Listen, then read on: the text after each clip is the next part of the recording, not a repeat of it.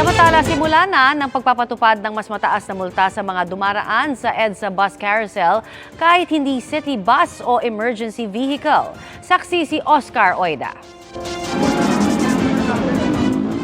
Walang kawala sa mga tauhan ng Metropolitan Manila Development Authority o MMDA ang ilang motoristang dumadaan sa EDSA busway. May mga empleyado ng gobyerno, may mga tauhan pa mismo ng MMDA at pati pulis.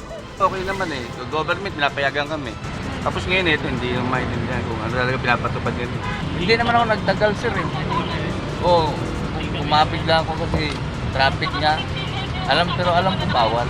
Unang araw ng pagpapataw ng mas mataas na multa para sa mga lalabag. 5,000 pesos yan para sa unang paglabag. 10,000 pesos sa ikalawang paglabag na may kasama pang seminar at isang buwang suspensyon. 20,000 sa ikatlong paglabag at isang taong suspensyon ng lisensya. 30,000 pesos naman sa ikaapat na paglabag at tuluyan ang babawian ng lisensya. Wala pang lahating araw, umabot na sa mahigit 100 ang pagmumulta ng mas mataas na penalty para sa paglabag sa EDSA busway. Pangako naman ng MMDA, kung makulit ang mga motorista sa paglabag, mas magiging makulit daw sila sa panguhuli. Kanina, may mga huli na nagpumilit pang umiskapo. Tulad na lang ng motorsiklong ito. Nakalaunay, naharang din ng mga constable. Kung tumigil ka lang kanina, yung ticket mo 5,000. Busway violation. Ngayon, tumakbo ka, tinakbuhan mo kami, automatic third offense yan. 20,000 at saka 1 year suspension. At kung akala ng ilang nakalpas na motorista na ligtas na sila sa asunto, nagkakamali raw ang mga ito.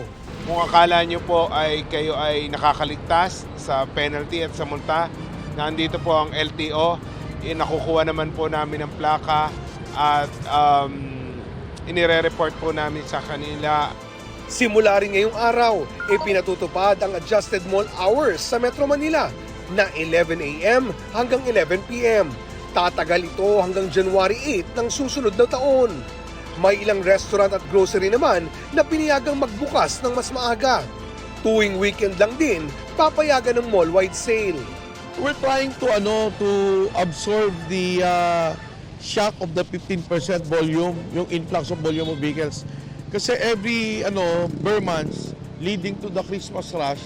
Para sa GMA Integrated News, Oscar Oida ang inyong saksi. Mga kapuso, sama-sama tayong maging saksi. Mag-subscribe sa GMA Integrated News sa YouTube. Para sa mga kapuso abroad, samahan niyo kami sa GMA Pinoy TV at sa www.gmanews.tv.